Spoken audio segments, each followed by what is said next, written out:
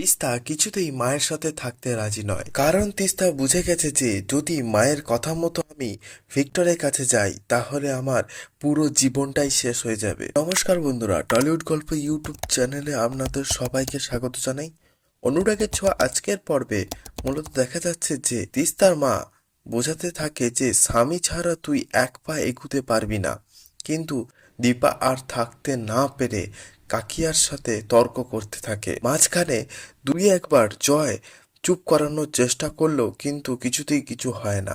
দীপা বলে তিস্তা নিজের পায়ে দাঁড়াবে, কেনই বা ভিক্টরের উপর ভরসা করে থাকবে সে?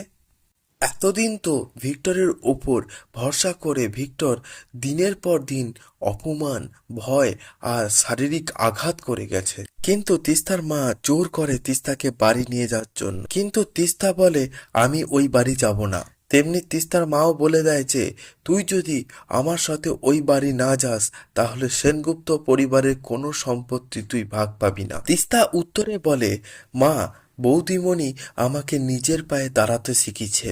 আমি অর্জুনদার হসপিটালে ম্যানেজমেন্টের দায়িত্বে চাকরি করে নিজের পায়ে দাঁড়িয়ে দেখাবো। বৌদিদিমণি আর অর্জুনদা বারবার করে বলেছিল যে ভিক্টরের সাথে বিয়ে না করতে, কিন্তু আমি তখন অন্ধ ছিলাম, বুঝতে পারিনি আমার পরিণতি কি হতে চলেছে। দীপা কি পারবে ভিক্টরকে উচিত শিক্ষা দিতে?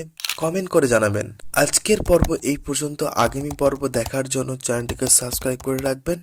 আর আমাদের এই পর্ব যদি আপনার ভালো লেগে থাকে তাহলে অবশ্যই একটা লাইক দেবেন। আজ তবে যাই, আবার দেখা হবে কাল।